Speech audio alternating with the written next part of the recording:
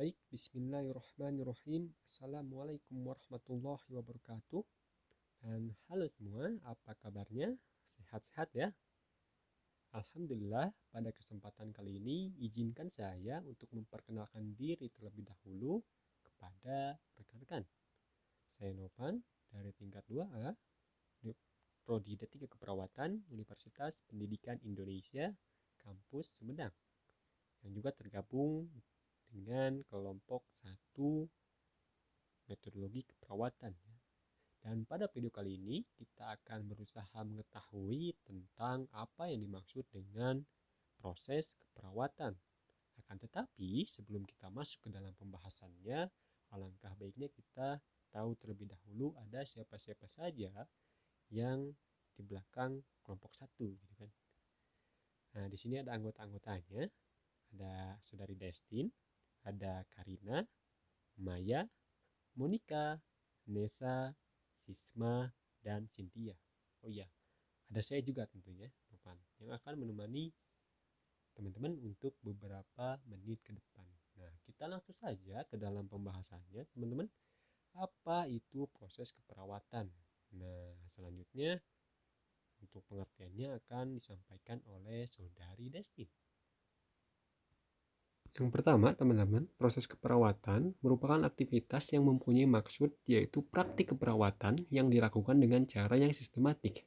Jadi, kuncinya adalah praktik keperawatan yang dilakukan dengan cara sistematik menurut Dermawan tahun 2012. Proses keperawatan adalah metode asuhan keperawatan yang ilmiah, sistematis, dinamis, dan terus-menerus serta berkesinambungan dalam rangka pemecahan masalah kesehatan pasien atau klien. Dimulai dari pengkajian, yaitu ada pengumpulan data, analisis data, dan penentuan masalah. Diagnosis keperawatan, pelaksanaan, dan penilaian tindakan keperawatan atau evaluasi. Ali 1997. Sehingga dapat kita nyatakan bahwasannya proses keperawatan ialah suatu pendekatan untuk pemecahan masalah, di mana perawat mampu untuk mengatur dan memberikan asuhan keperawatan yang memerlukan ilmu yang sudah mencakup kajian pengumpulan data, analisis data, penentuan masalah, diagnosa keperawatan, dan evaluasi. Ya, baik teman-teman, selanjutnya kita akan membahas terkait tahapan proses keperawatan. Di sini ada 5 tahapan yang dimulai dari pengkajian. Nah, pengkajian itu apa? Pengkajian adalah upaya mengumpulkan data secara lengkap dan sistematis untuk dikaji dan dianalisis sehingga masalah kesehatan yang dihadapi oleh pasien, baik fisik, mental, sosial, maupun spiritual dapat ditentukan. Sederhananya, pengumpulan data. Yang kedua adalah diagnosa. Diagnosa keperawatan merupakan memberikan dasar-dasar pemilihan intervensi untuk mencapai hasil yang menjadi tanggung gugat dari perawat itu sendiri. Adapun persyaratan dari diagnosa keperawatan adalah perumusan harus jelas, singkat, dari respon klien terhadap situasi atau keadaan yang dihadapi. Syarat lainnya juga harus spesifik dan akurat, lalu dapat memberikan arahan pada asuhan keperawatan, dapat dilaksanakan oleh perawat dan mencerminkan keadaan klien atau pasien itu sendiri. Diagnosa. Sekarang kita masuk ke dalam perencanaan.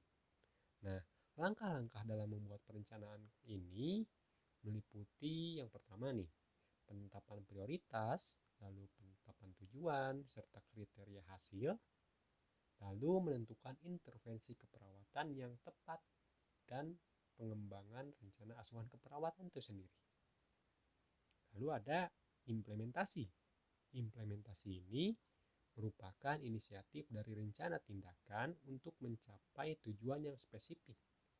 Nah, tahapan pelaksanaan dimulai setelah rencana tindakan disusun dan ditunjukkan pada nursing orders untuk membantu klien mencapai tujuan yang diharapkan.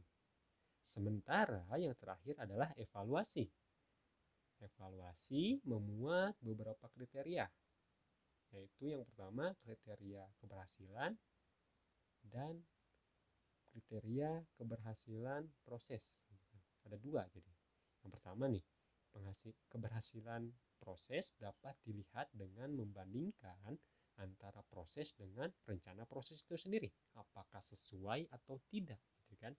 Yang kedua, keberhasilan tindakan ini dapat dilihat dengan membandingkan antara tingkat kemandirian pasien dalam kehidupan sehari-hari dan tingkat kemajuan kesehatan pasien dengan tujuan yang telah dirumuskan sebelumnya. Jadi, evaluasi ini dibandingkan apakah sesuai dengan hasil atau tidak. Nah, itu ya teman-teman. Selanjutnya ada tujuan. Apa sih tujuan dari proses keperawatan ini? Nah, dijawab oleh Christensen dan Kenny. Tujuan utama dari proses keperawatan ialah yang pertama, dia adalah untuk memberikan metode sistematis bagi praktek keperawatan, teman-teman. Yang kedua, tentunya memudahkan pendokumentasian data, diagnosis, rencana, respon klien, dan juga evaluasi. Yang ketiga, mengevaluasi efektivitas dan efisiensi dari suatu asuhan. Lalu, yang selanjutnya memberikan kemungkinan asuhan yang berkesinambungan dengan mengurangi kelalaian. Lalu ada mengindividualisasikan dan keikutsertaan klien dalam perawatan gitu. Yang terakhir adalah meningkatkan kreativitas dan fleksibilitas dalam praktik keperawatan. Itu tujuannya. Sekarang kita masuk ke dalam implikasi keperawatan. Apa sih itu implikasi?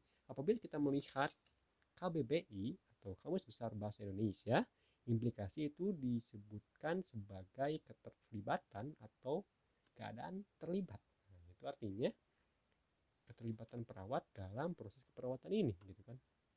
Yang pertama adalah sebagai pendidik. Sebagai pendidik ini diartikan bahwasanya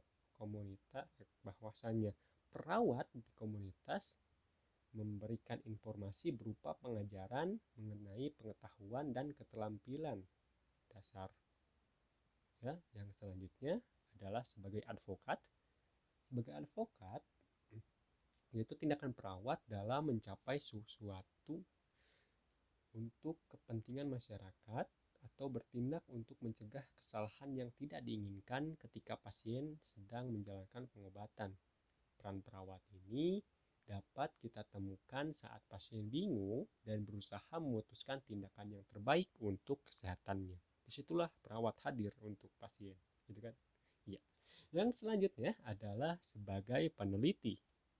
Perawat sebagai peneliti berperan dengan menerjemahkan temuan riset, bertanggung jawab untuk melakukan penelitian, mengidentifikasi, menganalisis data, memecahkan masalah klinis, dengan menetapkan prinsip dan metode penelitian. Nah, penelitian ini bermanfaat untuk mengembangkan ilmu atau pendidikan dan praktik keperawatan dalam rangka meningkatkan mutu asuhan pelayanan keperawatan. Lalu selanjutnya adalah sebagai konsultan, teman-teman. Perawat sebagai konsultan yaitu perawat yang bertugas sebagai tempat konsultasi pasien dalam memberi informasi, dukungan, atau memberi ajaran tentang tujuan pelayanan keperawatan, dalam mengambil keputusan mengenai pengobatan yang akan dipilih dan dijalani. Klien memerlukan informasi dan berkonsultasi dengan tenaga kesehatan. Sementara implikasi lainnya yaitu pemasaran kesehatan atau social marketer, yaitu peran perawat dalam mempromosikan kesehatan atau mempromosikan gaya hidup sehat kepada pasien, teman-teman. Selanjutnya adalah pemberi perawatan, tentunya perawat secara langsung yaitu perawat dalam memberikan asuhan keperawatan secara langsung kepada individu, keluarga, dan kelompok dengan menggunakan energi dan waktu seefektif mungkin. Perawat ini langsung mengkaji kondisi kesehatan pasien, merencanakan, mengimplementasikan dan mengevaluasi asuhan keperawatan. Nah, itu dia tadi implikasi keperawatan. Lalu selanjutnya adalah teori yang mendasari proses keperawatan. Yang pertama adalah kebutuhan dasar manusia. Setelah kita ketahui bahwasanya kebutuhan dasar manusia itu dimulai dari pemenuhan fisiologis, ya kan?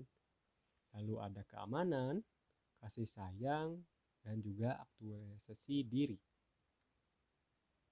Kalau diingat-ingat lagi itu hierarki Maslow ya.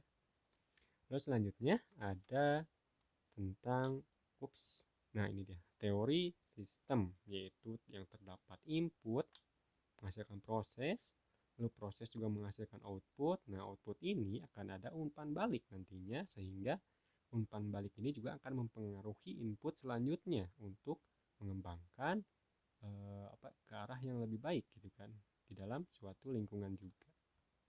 Yang ketiga adalah persepsi. Persepsi, kalau kita misalkan lihat lagi di dalam KBBI atau Kamus Besar Bahasa Indonesia, itu diartikan sebagai tanggapan atau penerimaan, atau juga disebut dengan proses seseorang mengetahui beberapa hal melalui panca indera.